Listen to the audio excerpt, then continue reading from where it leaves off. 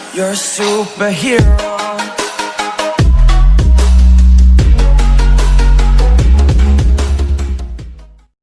Maybe I'm your map and to the valley.ကျွန်တော်ဒီနေ့ကစားပြီးတော့ဗောနော်ကျွန်တော်ဘယ်လိုဗီဒီယိုလေးတင်မလဲဆိုတော့ဒီဖုန်းတစ်လုံးနဲ့ဗောနော်ဗီဒီယိုဖန်တီးနေတဲ့လူတွေအတွက်ကျွန်တော်ဒီ Kinemaster ဆိုတဲ့ application သုံးပြီးတော့ဘယ်လိုမျိုးဖန်တီးနိုင်ရဆိုတာလေးတွေကိုကျွန်တော်ဒီ episode လေးနဲ့ကျွန်တော်တင်ပြပါနော် episode 1 2 3အဲ့လိုမျိုးလေးနဲ့ကျွန်တော်တင်ပြပေးပါတယ်Okay ကျွန်တော်ဒီနေ့ပြပေးမယ်ဒီ Kinemaster အကြောင်းအရာတော့ဒီ Kinemaster ကိုစဝင်ပြီဆိုရင်ကျွန်တော်ဗီဒီယိုဖန်တီးဖို့အတွက်ကျွန်တော်ဘယ်လိုမျိုးအရင်ဆုံးလုပ်ရမလဲပေါ့နော်ပြောရရင်ကျွန်တော်ရွေးပွားရေးဆိုရင်ဗီဒီယိုဘယ်လိုမျိုး edit လုပ်ရမလဲနောက်ဆုံးတစ်ချက်အနေနဲ့ကျတော့အဲ့ edit လုပ်ထားတဲ့ဗီဒီယိုကျွန်တော်တွေ export ပေါ့နော် export ဆိုတာကျွန်တော်ထုတ်တာပေါ့နော်အဲ့ဒီဗီဒီယိုကျွန်တော်ဘယ်လိုမျိုး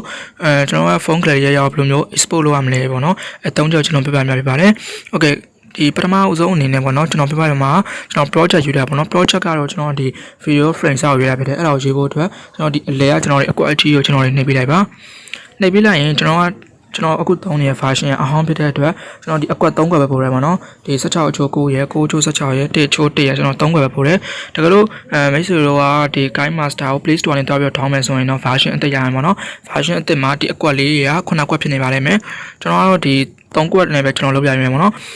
ဒီကျွန်တော်ရဲ့ဒီဘယ်ဘက်မှာရှိတဲ့အကွက်လေးကဒီ16အချိုး9ကကြတော့ဒီဖုန်းအလျား site ပေါ့နော်ဒီအလျား site ဗီဒီယိုတွေကိုကျွန်တော်လုပ်ချင်တယ်ဆိုရင်အားလေးကိုရွေးပေးပါပြီးတော့ကျွန်တော်ဒီအလျား9ချိုး16ကြတော့ဖုန်း download site ပေါ့နော်ဖုန်း download site ဒီဗီဒီယိုလုပ်ချင်တဲ့လူတွေဆိုအားလေးရွေးပေးပါဒီဥပမာပြောရင်ဒီ TikTok ဗီဒီယိုပေါ့နော် TikTok ဗီဒီယိုဆိုရင်ဖုန်း download site များတယ်ဒီနောက်ဆုံးအနေနဲ့ဒီ square ဗီဒီယိုတွေကြတော့ကျွန်တော်1ချိုး1ကြတော့4လောက်ဆက်ဆံပေါ့နော်ဗီဒီယို4လောက်အတိလုပ်ချင်တယ်ဆိုရင်ကျွန်တော်အားလေးရွေးပေးပါကျွန်တော်ဒီ YouTube မှာ YouTube နဲ့သက်ဆိုင်တဲ့ဗီဒီယိုလောက်တာဖြစ်တဲ့အတွက်ဒီ16အချိုး9ပဲကျွန်တော်ရွေးပေးပါတယ်ဟိုကျွန်တော်လည်းအားရွေးပေးလိုက်မယ်ဒါကတော့ကျွန်တော်ရဲ့ဒီ video frame ကိုပထမဆုံးရွေးလိုက်တာပေါ့နော် video ဖန်တီးလို့မှဆိုကျွန်တော် frame ရွေးရတာဖြစ်တယ်နောက်ချက်ကကျတော့ကျွန်တော်ဒီ video ဘယ်လိုမျိုး edit လုပ်ရမလဲပေါ့နော် edit လုပ်ဖို့အတွက်ကျွန်တော်ရဲ့ဒီ application ထဲမှာဆိုရင် tools တွေကတော့အများကြီးရပေါ့နော်ကျွန်တော်ရဲ့ပထမဆုံးအနေနဲ့ကျွန်တော်ဒီ media ဆိုတဲ့ tool လေးကိုကျွန်တော်ရွေးပေးရမယ်ပေါ့နော်ဒီမှာဆို media ကိုနှိပ်လိုက်ရင်ကျွန်တော်ဖုန်းထဲမှာရှိတဲ့ဒီဓာတ်ပုံအပုံတွေရှိမဲ့ point ဒီ video တွေလည်းကျွန်တော်မြင်ရမှာပေါ့နော်ဖုန်းထဲမှာရှိတဲ့ video တွေကိုပုံတွေကိုကျွန်တော်မြင်ရမှာဖြစ်တယ်ဒီမှာဆိုကျွန်တော်ရဲ့ဒီမှာ background နဲ့ကျွန်တော်ယူလို့ရတယ်ပေါ့နော်ဒီမှာဆိုရင် background ဆိုတာရှိရ background ကိုကျွန်တော်တွေဒီ video ရဲ့အနောက်မှာထားပါပေါ့နော်ကျွန်တော်ဒီအမဲအောင်ပဲကျွန်တော်ယူရတော့မယ် Okay ပြီးတော့ကျွန်တော်တွေဒီမှာ layer ဆိုတဲ့နေရာမှာကျွန်တော်တို့ဒီမှာဒီပုံတွေထပ်တင်လို့ရမယ်ပြီးတော့ဒီကျွန်တော် effect ထည့်လို့ရမယ်ပေါ့နော်ပြီးတော့ဒီ overlay ကြတော့ကျွန်တော်တွေအလှဆင်လို့ရတယ်ဒီ text ကကြတော့ကျွန်တော်တွေစာထည့်လို့ရတယ်ပေါ့နော်ဒီမှာဆိုရင်ကျွန်တော်စာထည့်ပြပါမယ်ကျွန်တော်ဒီမှာဆိုရင်စာထည့်ပွားရေးဆိုရင်ဒီမှာကျွန်တော် SR ကိုဒီမှာcolor ယူလို့ရတယ်ပြီးရင်ဒီ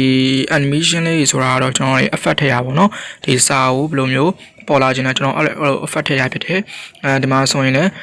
းဒီ shadow တို့ glow တို့ကျွန်တော်တွေထည့်လို့ရတယ်ပေါ့နော် okay ဒါကတော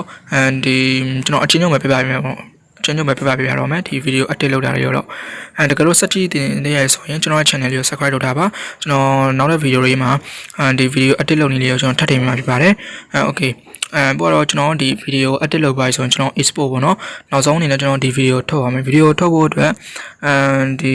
ီကျွန်တော်အခုများပြလာတဲ့ပုံစံလေးပေါ့နော်များပြလာတဲ့ဥစ္စာလေးကိုကျွန်တော်လေးနှိပ်ပေးလိုက်ပါokay အဲ့ဒါဆိုရင်ကျွန်တော်တို့ဒီမှာ video export လုပ်လို့ရပြီပေါ့နော် video ထုတ်လို့ရပြီဖြစ်တယ် video ကျွန်တော်တို့ဘယ်လိုထုတ်မှာလဲဆိုတာကတော့ကျွန်တော်ဒီဘက်ဘေးနားဒီအခုကျွန်တော်မြပြလာတဲ့ဘယ်ဘက်ကဥစ္စာကြတော့ resolution တော့ခေါ်ရပါတော့ video ရဲ့ဒီ HD တို့ SD တို့ဘောနော်ချားဦးကြမှာပါ HD တို့ SD တို့ size ကိုကျွန်တော်ခေါ်တာဖြစ်ထားတယ်ပြီးတော့ဒီကျွန်တော်အခုပြလာတဲ့ညာဘက်တောက်က frame rate ကကြတော့ကျွန်တော်ဒီ site ကူးလိုက်တဲ့ video ရဲ့ဒီပေါ့နော်ဒီ frame ပေါ့နော်ဒီ frame ဆိုတော့ဒီအချင်းကျွန်တော်အဲ့ဒါကိုခါပြပါတယ်ဒီမှာဆိုရင်ကျွန်တော်ဒီ resolution များလေဗီဒီယိုကပို့ပြီးတော့ကြည်လေးပေါ့နော်ကျွန်တော်ဒီအောက်က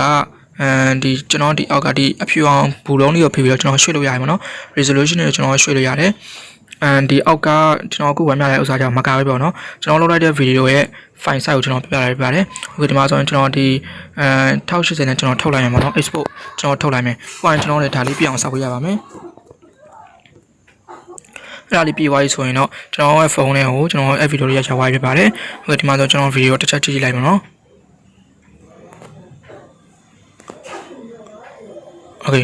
คနောက်တော့ဒါကျွန်တော်လုပ်ခဲ့တဲ့ဗီဒီယိုလေးဖြစ်ပါတယ်ဒါ ဒါတော့ကျွန်တော်ဒီနေ့ပြပေးခဲ့တဲ့ဒီ Kinemaster နဲ့ပတ်သက်ပြီးတော့ episode 1လေးပဲဖြစ်ပါတယ်။ကြိုင်းတဲ့ဆိုရင်ဗီဒီယိုလေးကို like လုပ်ပြီးသွားပါ။နောက်တဲ့ဗီဒီယိုလေးကိုထပ်ပြောကြည့်နေတယ်ဆိုရင်လည်း channel လေးကို subscribe လုပ်ပေးထားပါလို့တောင်းဆိုချင်ပါတယ်ခင်ဗျာ။အားလုံးကိုကျေးဇူးတင်ပါတယ်။ I have a dream, that's all I need. I'll make it happen with some work and belief. Know what I want, so I'll take it on. I've made mistakes, but mistakes make you strong. Let's break it down for a minute. I want the crown, I'm gon' get it. You hear me loud, man, I'm winning. Yeah, Charlie Sheen will be grinning. These ladies know